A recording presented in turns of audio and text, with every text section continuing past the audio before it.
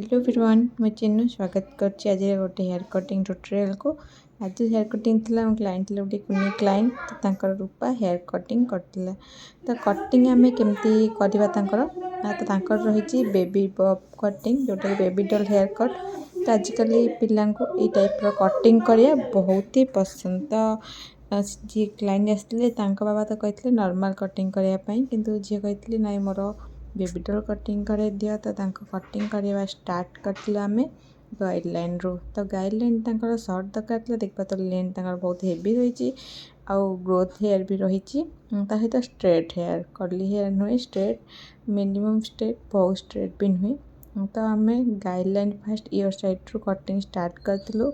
Back side cutting भी start करि परिबे। क्लाइंट को जब देखे पातला फ्रंट रो तो सेति पे आमे फ्रंट साइड रो कटिंग स्टार्ट करथिलु। तो फ्रंट साइड रो कटिंग कला परे स्टेप बाय स्टेप आमे कटिंग करिथिलु। तो आपण माने जते बब कटिंग करांती ताको सेक्शन बाय सेक्शन भी कट करि परिबे। सेक्शन बाय सेक्शन कट करिया द्वारा टाइम टेकिंग टिके ओवर हेइतै किंतु कटिंग आपन को परफेक्ट मिलतै बारंबार रीचेक करिया भी पड़ना थाए।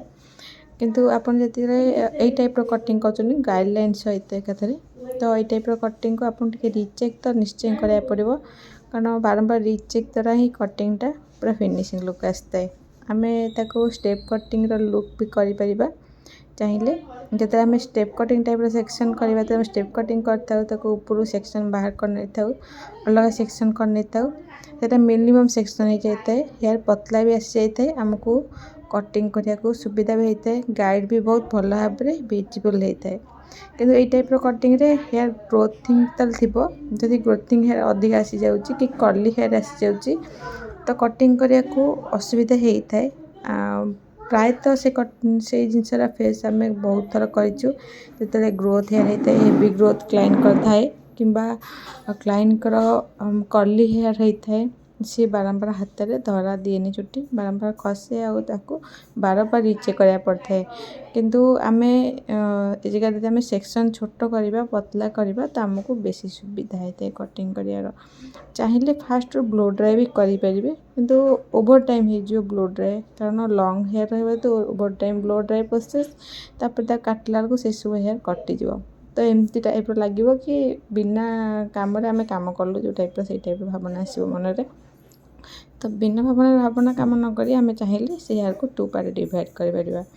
तो तापर क्लाइंट तांका बाबा तो कहले फास्ट नॉर्मल कटिंग करिया पई तो नॉर्मल कटिंग अनुसार आमे कटिंग कर नै ऑलरेडी तापर से कहले बेबी जन कहले कि मु फ्रंट रे बेबी डॉल कटिंग करेबी।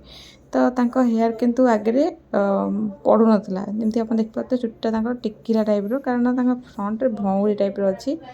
आजिकल पिला तो बहुत सारा पसंद करछन से टाइप रो कटिंग करिया तो तांको मना करले से बुझी पार नांदी किंतु ए टाइप रो भौंगुरी टाइप रो हेयर जहाँ थिबो तांकर आमे बेबी डॉल कट जमा भी करिया कथा न कारण से चुट्टी एमती पड़ी रहबनी एमती बारंबार देखते एमती कम करछि छाडला पर सेम टिकी जिवो कारण से हेयर टा से जगह भौंगुरी थाए तो कटिंग होई न थाए। तो सेटा पेरेंट्स माने बुझी पारंदी पिला माने तो बुझी परिबेन तांको बुझिले से माने कांदिबे मुंह सुकेइबे।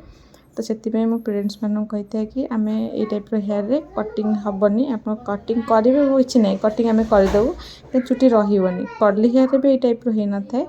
कारण सा बसेनी चुट्टीटा बारंबार आम जत्ते कम करले भी से हेयर को देख पड़ते जत्ते आमे कम करले जत्ते ब्लो ड्राई करले भी से बारंबार ऊपर को टेकी ही पड़ेबो। तो से प्रॉब्लम ता तांकर हेतिला बारंबार कम करिया द्वारा से बसी नथला ना बाबा पतला बोल हेयर वॉश कर देबे देखिए हेयर वॉश पर जदी बसिबो किंतु जाहले भी जहार फ्रंट रे सेक्शन थिबो किंबा भौंरी टाइप रो हेयर थिबो तो तांको चुट्टी प्राय टाइम ए टाइप टिकी रहता जम्मा बसेनी चुट्टीटा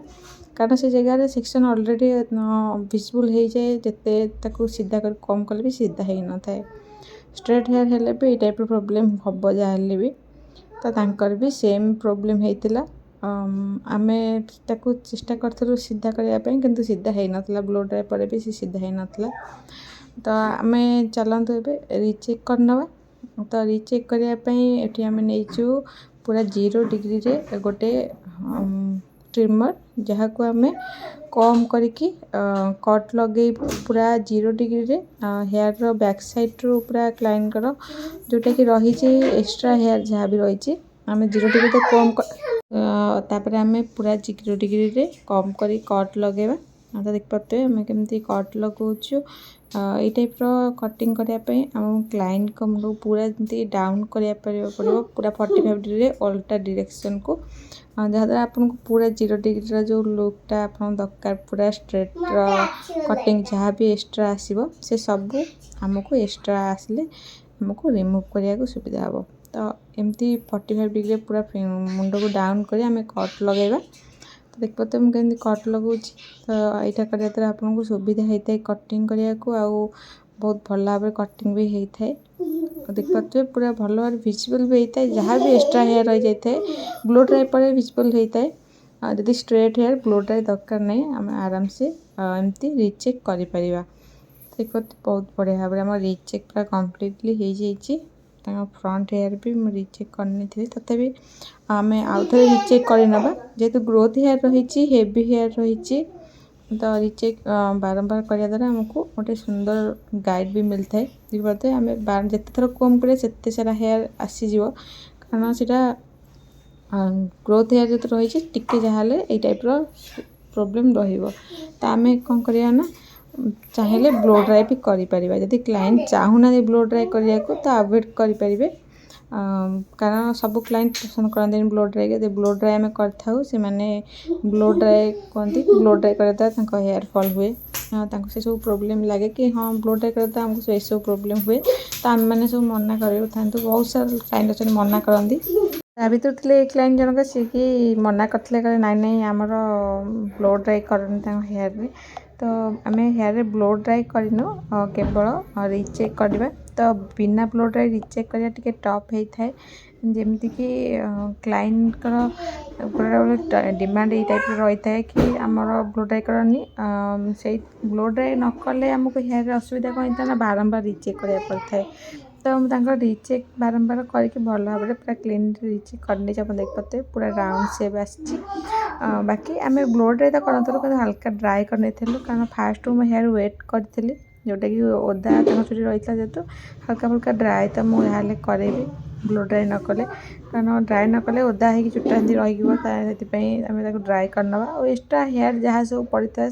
पूरा बॉडी में आम रिमूव करने ड्रायर रिमूव करनी था ब्रश यूज करना सेमती आम कटिंग तो फिनिश हो गलानी आप देखिपे तो कटिंग पूरा फिनिश हो जाइए पूरा भल भाव में पूरा हेयर को कम कर आउ थे देखी भी दबा यदि कौन रही जाए तो हेयर आप देखिए लुकटा पूरा परफेक्टली गोटे पूरा राउंड लुक आसी जोटा कि आम दरकार लुक्रे यदि कौन किसी भी रही जाए आम पूरा लास्ट को ये रिचेक भी करें आउ थे आम क्लाइंट लुक पूरा परफेक्ट राउंड जो टाइप लुक दरकार बब्र से टाइप बब लुक आसी टिके हल्का फुल्का इयर साइड रही जाता जहाँ को आम आउ थे भी चेक करी कट लगे नहीं ड्राई कलापर जना पड़ता विजिबल होता अलग जगह तो कौट नाला देख पारे पूरा कटिंग टाइम फिनिश हो जाइए बहुत भल भाव लुकटा भी आसी तो आपण मानक हेयर कटिंग लुक केमी लगे बहुत ही सिंपल था कटिंगटा बहुत ही इंडिकेट बहुत कम टाइम हो गला तो आपण देख पाते क्लाइंट का फ्रंट लुक तो आप लुक केमी लगे कमेंट कर निश्चय कहे भल लगे like comment share and subscribe कर जमा भूलें रोचे जय जगन्नाथ देखा नेक्स्ट पार्ट रे।